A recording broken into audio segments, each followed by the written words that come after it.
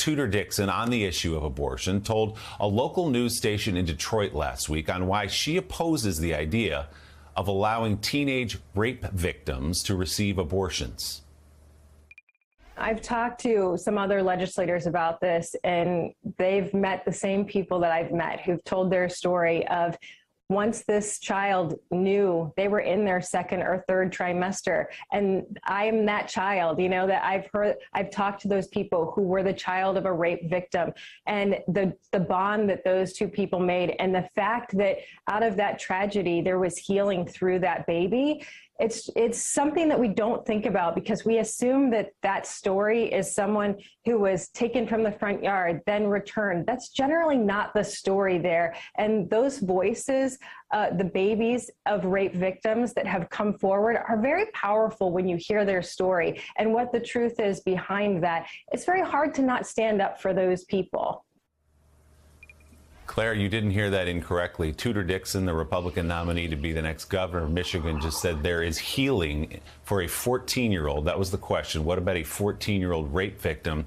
Tudor Dixon says that 14-year-old should deliver the baby because there is healing in that baby, healing from the rape that she experienced.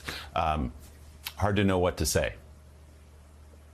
Yeah, I don't know what front yard she's talking about, but as somebody who handled a lot of cases of rape, until you've sat across the table in a quiet room with a rape victim, I don't think you really understand the trauma that attaches to that, and the notion that we're going to make children have forced birth by the government when they have been raped, sometimes by their stepfather, sometimes by an uncle, by a family member.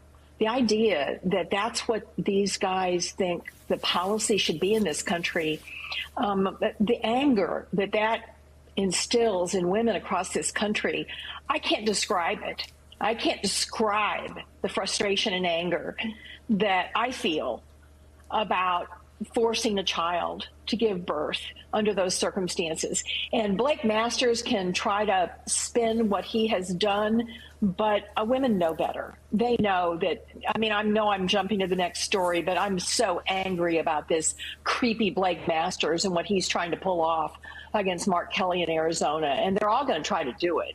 But I think people have figured out what they're up to. And I think it may be, in fact, what saves the midterms for the Democratic Party this year.